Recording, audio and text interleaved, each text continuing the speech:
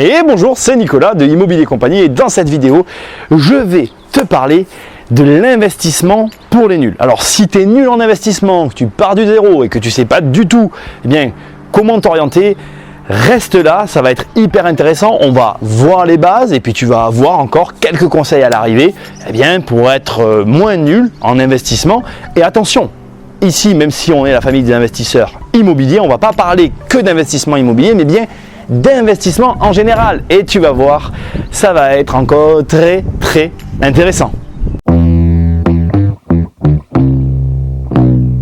Alors je vais commencer directement par définir ce qu'est un investissement. Ensuite, on va voir un petit peu le fonctionnement de l'investissement et puis après, je vais te donner des conseils en investissement de manière générale avec des facteurs, encore une fois, que très souvent on a tendance à oublier et qui pourtant sont essentiels pour réussir son investissement. Alors première chose à savoir sur l'investissement, une base, c'est que le principe de l'investissement, c'est tout simplement de mettre de l'argent dans quelque chose en espérant, et j'insiste bien sur ce mot, il est choisi avec précision, en espérant ce qu'on appelle un retour sur investissement. Je vais aborder cette notion de retour sur investissement après. Pour l'instant, on va se concentrer sur le fait de mettre de l'argent en espérant un résultat. D'accord ? Donc, il faut comprendre une chose qui est basique et qui m'amuse toujours avec stupeur, c'est que on n'a aucun moyen, d'être sûr à 100% qu'un investissement fonctionne.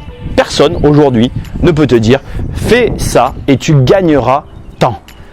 On est dans simplement la seule certitude qu'on a, c'est que si tu fais ça, il va se produire une chose. Le résultat dépend de tout un tas de facteurs que personne n'est capable précisément de contrôler. On a effectivement des contrôles plus ou moins importants sur certains facteurs. On essaye de contrôler un ensemble de facteurs autour de notre argent placé dans la chose qu'on a ciblée au départ.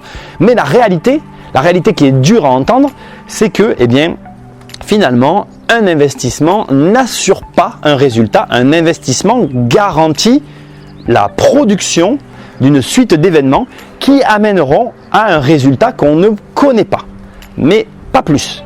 Donc déjà, c'est fondamental, mais je lutte un petit peu aussi contre une idée reçue, et Dieu sait pourtant que j'aime l'immobilier. Et si tu es sur cette chaîne et que tu fais partie de ma famille des investisseurs, tu sais que j'adore l'immobilier, mais je n'aime pas cette phrase qui dit « Mon fils, investis dans de l'immobilier, c'est le placement le plus sûr. Mets ton argent dans la pierre et tu verras, il n'y aura pas de problème. » Non, c'est pas vrai en fait. Et ça, je veux que ce soit clair.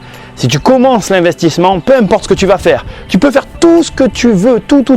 Les meilleures formations du monde, t'entourer des meilleurs experts du monde, avoir les meilleures garanties du monde, parce que oui, effectivement, tu as aujourd'hui des assurances qui te garantissent des résultats. Mais la vérité, c'est qu'il n'y a aucun moyen de connaître la finalité d'un investissement. Aucun. Il peut se passer plein de choses. Tiens, je te donne un exemple. Tu achètes un appart à Hiroshima avant que ça pète. T'es surpris quand ça a pété. Et ton appartement, s'il est parti avec l'explosion du nucléaire, bon, je sais pas trop ce qui s'est passé, je regarde pas la télé, mais tu vois ce que je veux dire.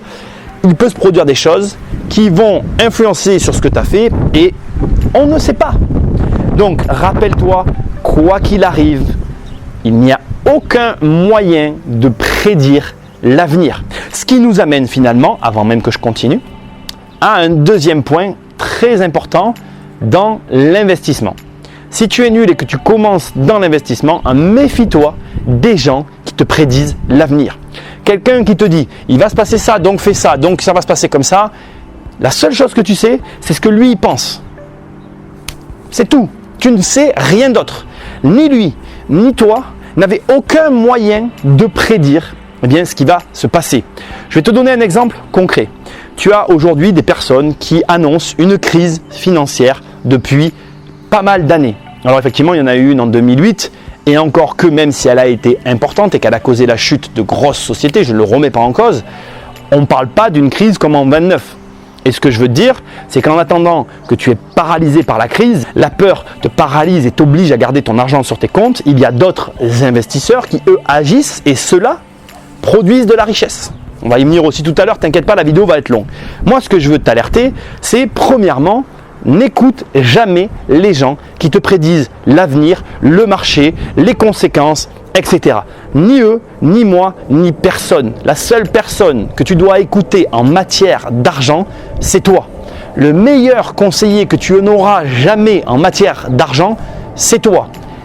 Et le seul responsable si tu perds de l'argent, du coup, c'est toi aussi. C'est toi qui a fait confiance à la mauvaise personne et qui donc a perdu ton argent. Inutile de te dire c'est lui qui m'a mal conseillé. Non, tu es responsable.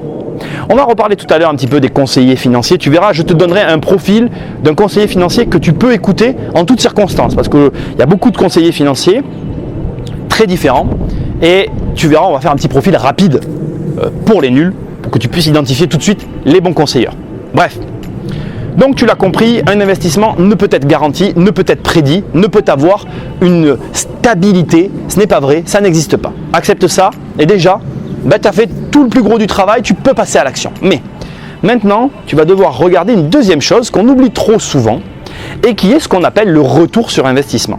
On te parle de plein de choses en investissement, je t'en parlerai après, mais avant même de faire tous tes calculs, tes machins, tes trucs, regarde le retour sur investissement. Et parce que j'aime bien te rappeler ça, ne regarde pas que la partie argent. Erreur que font tous les jeunes investisseurs, et là je te parle de conseils un peu plus avancés, c'est vrai, mais tous ne regardent que ce qu'ils gagnent. Mais tu dois regarder plein de choses. La fiscalité que cela engendre, les conséquences que ça va avoir dans ton quotidien. Dois-tu changer ton quotidien à cause ou grâce à ce nouvel investissement, ou peux-tu conserver la vie que tu as et évoluer avec l'investissement en parallèle? Tes choix sont corrélés avec tout ça. En combien de temps rembourseras-tu l'investissement et surtout qu'attends-tu de cet investissement? Quelle est l'attente que tu vas en avoir? Ok? Donc regarde ça et après, une fois que tu as vu tous ces éléments-là, tu peux t'engager sur la voie de l'investisseur. Alors, que fait l'investisseur en général? L'investisseur, il va regarder plusieurs points. Le premier point qu'il va regarder, c'est la rentabilité et c'est souvent le point que regardent la plupart des investisseurs à leur début et qui, de manière très amusante avec le temps, finit par être moins regardé. Parce qu'en réalité, tu vas apprendre qu'un investissement a différentes facettes. La rentabilité n'est qu'une facette. Et cette facette-là est un petit peu comme le chant des sirènes du temps de la Grèce antique. Elle va t'attirer sur les plages de l'erreur et tu peux t'échouer sur ces plages parce que à ne chercher que l'argent, tu ne récolteras jamais que de l'argent. Tu vas récolter tout un tas d'autres problèmes parce que chacune des facettes d'un investissement va attirer son lot de problèmes qui lui est, j'ai envie de dire, attaché un petit peu, tu vois. Donc tu dois devoir bien réfléchir avant même de commencer à finalement quelle stratégie tu vas employer et quelle voie tu vas suivre. Donc qu'est-ce qu'on regarde dans un investissement? La rentabilité, la fiscalité, l'impact sur sa vie, parce qu'effectivement tu peux avoir des impacts sur ta vie selon le type d'investissement que tu vas choisir, les possibilités que t'offre l'investissement, ça c'est un point très souvent éludé par grand nombre des investisseurs, et enfin l'expérience que tu en tires. Et parce que là encore, c'est quelque chose qu'on oublie. Alors la rentabilité, il y a plein de manières de la calculer. Donc je ne vais pas ici te faire la rentabilité pour les nuls, n'est-ce pas? En gros, tu as des formules très simples. Je vais te donner celle des loyers qui est la plus connue. Alors je sais ce que tu vas dire. Il y a la rentabilité brute, la net, la nette. Il y a plein de manières de calculer. En immobilier, on a tendance à dire, tu fais loyer x 12 divisé par prix d'achat et on obtient finalement une rentabilité brute. Après, tu as deux manières de faire qui sont très simples. Soit tu refais le même calcul en enlevant 2 mois de loyer, donc finalement x 10 divisé par le prix d'achat et généralement on retombe plutôt sur une rentabilité nette, ou alors tu fais simplement comme les banques, tu soustrais 30% à ce montant et tu obtiendras quelque chose qui ressemble à la rentabilité nette. Voilà comment on calcule une rentabilité. La fiscalité, il y a plusieurs manières de faire. Soit tu t'es formé en fiscalité et dans ces cas-là, tu vas pouvoir la calculer toi-même, soit tu as acheté un calculateur. C'est pas que j'aime pas les calculateurs, c'est une bonne solution, mais provisoire, parce que le calculateur ne t'aide pas à préparer la suite. On va y venir tout à l'heure. Donc, soit tu t'es acheté un calculateur, soit tu as un partenaire, comme un expert comptable ou un avocat fiscaliste, qui t'aide sur ce point-là. Ce que je t'invite à faire, il faut t'entourer, tu vas devoir payer. Habitue-toi dès le début à payer, pour finalement ne pas être rebooté le jour où il va falloir passer à la caisse. Avant-dernier point, tu vas avoir les possibilités que t'offre cet investissement, chose qui est très peu regardée par beaucoup d'investisseurs. Les possibilités, en gros, ça dit quoi? Ça dit, j'achète ce bien et avec ce bien, je peux faire tel montage financier parce que mon objectif est là. Ou avec ce bien, je vais pouvoir avoir accès à telle personne qui va me permettre de faire tel résultat. Grâce à cet investissement, je vais avoir l'assise financière nécessaire pour arriver à m'acheter telle chose que je visais depuis tant d'années. En gros, tu dois voir les possibilités que vont t'apporter, eh bien finalement, l'investissement que tu es en train de faire, parce que chaque investissement t'amène à des possibilités, à toi de les trouver. Je ne peux pas me mettre à ta place, je t'ouvre juste l'esprit, je te montre que c'est possible. Et crois-moi, très peu d'investisseurs regardent ça. Dernier point, et sûrement le plus important, qui est énormément négligé. Quand tu investis, tu vas acquérir de l'expérience. L'expérience n'a aucune valeur monétaire au départ. Je m'explique, en acquérant cette expérience, tu ne vas pas gagner de l'argent. Mais grâce à cette expérience, même si tu ne gagnes pas d'argent, tu vas pouvoir derrière régénérer ou en tout cas reproduire de la richesse. Et ça, crois-moi, ça a une énorme valeur. Et je vais aller plus loin que ça maintenant pour arriver au début des conseils de cette vidéo, parce qu'il va bien falloir commencer à donner ces fameux conseils si tu es nul et que tu commences l'investissement. Premier conseil, oppose toujours la rentabilité à l'expérience que tu gagnes. Ce n'est pas grave d'avoir une moins bonne rentabilité si l'expérience que tu récupères a beaucoup plus de valeur que la rentabilité. Crois-moi, l'expérience n'a pas de prix.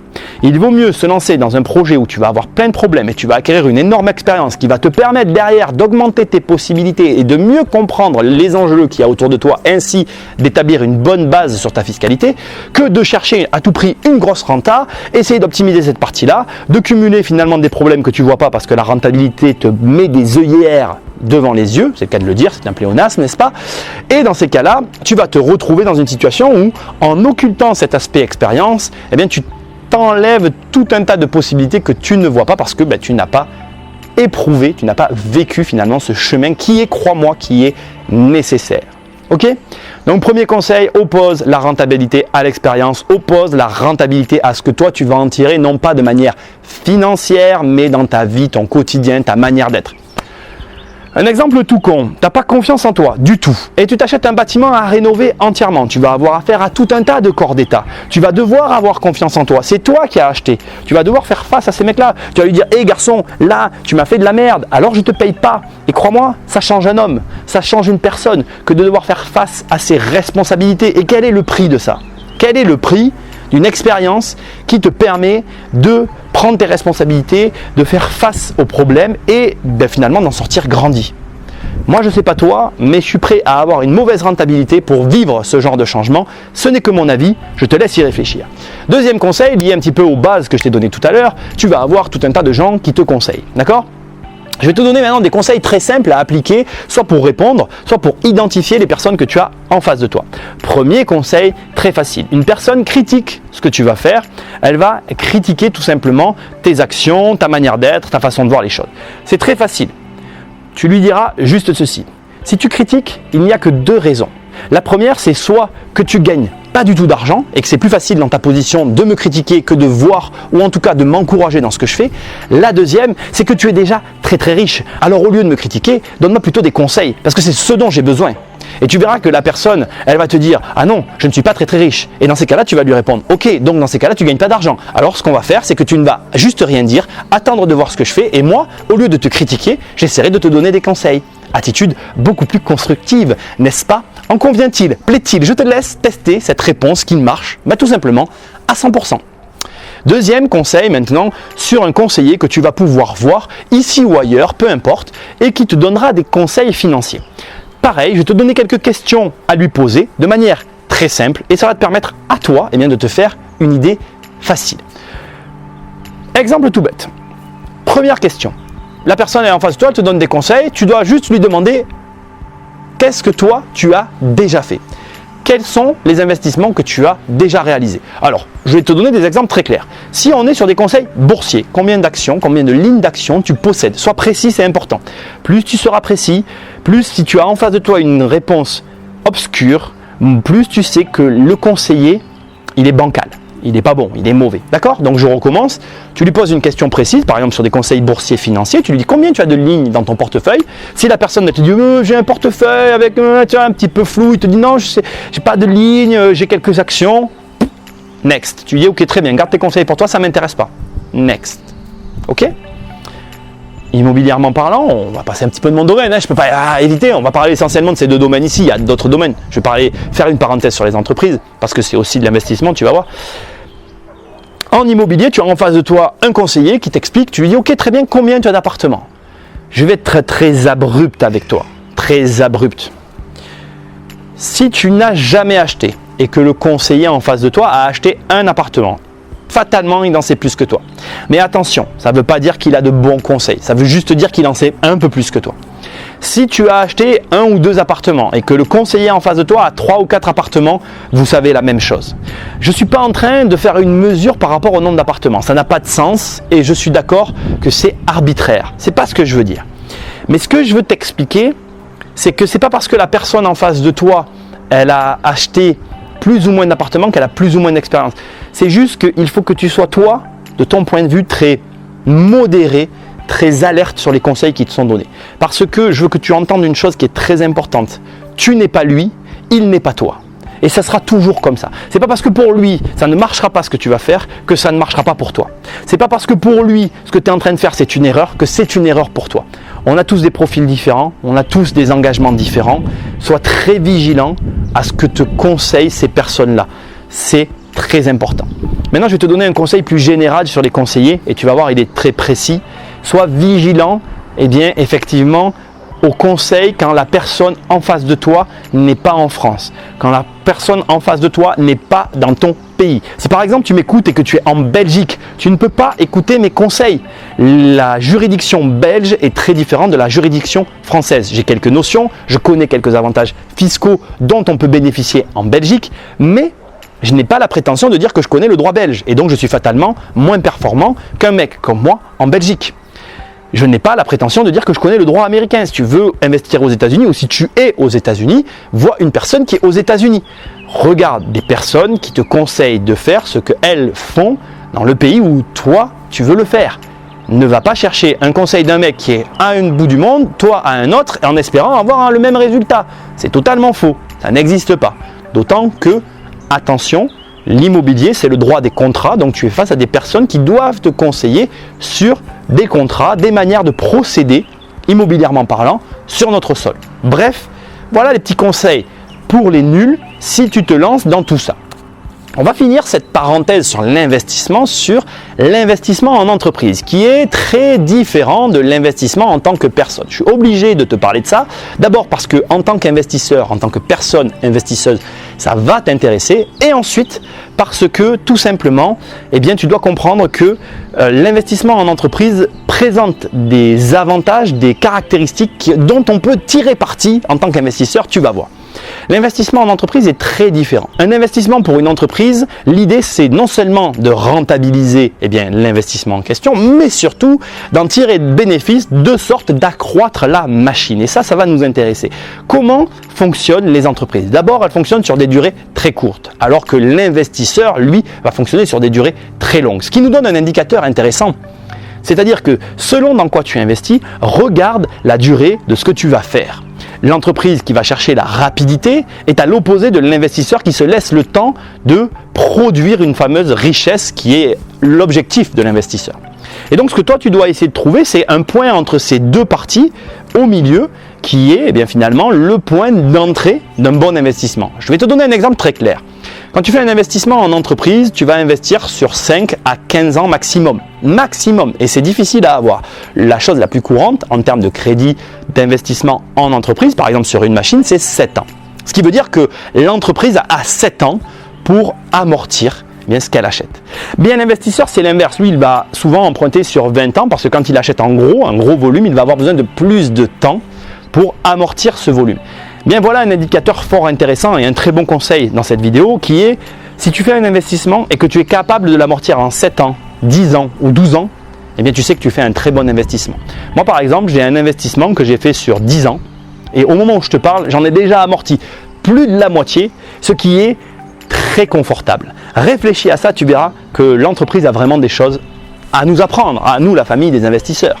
Ensuite, dans l'investissement, il y a autre chose qui est regardée, c'est effectivement la richesse produite et la valeur jusqu'à laquelle on peut monter de sorte de déléguer le travail que produit bien la machine, l'investissement qui est visé. Et ça aussi, c'est fort intéressant parce que raisonner avec ces investissements comme une entreprise, ça peut t'aider à aller plus vite. Alors attention, on est plutôt dans une seconde étape, on sous-entend là qu'il y a un plus gros volume, mais l'intérêt, c'est réellement d'être capable de se dire, voilà, je vais faire un investissement un petit peu comme une entreprise sur du court terme et regarder dans cet investissement ce que je peux optimiser pour dégager plus de valeur et arriver à produire suffisamment de richesse pour déléguer une partie de ce travail de sorte de m'en dégager et d'augmenter encore plus mes investissements. L'entreprise, elle raisonne comme ça. L'investisseur, à son échelle au départ, ne va peut-être pas pouvoir le faire, mais à un certain point, il va arriver à une bascule qui devrait te permettre d'arriver à ça. Alors, ce qui est intéressant dans cette vidéo, c'est que tu auras vu l'investissement pour les nuls et un petit peu après le moment où tu commences à être bon, ce que tu dois viser finalement comme cible pour obtenir un résultat qui sera à la hauteur de tes ambitions, je l'espère. Quand on investit, donc je te rappelle un petit peu les grands préceptes de cette vidéo. Premièrement, on n'a aucune garantie sur son investissement. C'est bateau, mais je veux que tu le gardes vraiment en tête. C'est la base. Deuxièmement, on fait attention aux personnes qui nous conseillent, d'accord? Troisièmement, on regarde son retour sur investissement. Quatrièmement, on oppose toujours la rentabilité à finalement l'expérience, parce que l'expérience a au moins autant de valeur que l'argent qu'on gagne, et crois-moi, plus tu as d'expérience, plus tu feras d'investissement, plus tu fais d'investissement, plus vite tu gagnes beaucoup d'argent, c'est ce que je te souhaite. Enfin, et pour finir, partage cette vidéo à tous les investisseurs qui commencent, qui sont nuls, qui cherchent des petites informations pour bien se lancer. Like, abonne-toi si tu veux toi aussi rejoindre la famille des investisseurs, et je te dis à très bientôt dans une prochaine vidéo. Salut! Non, tu t'en vas déjà? Investir, c'est plus fort que toi.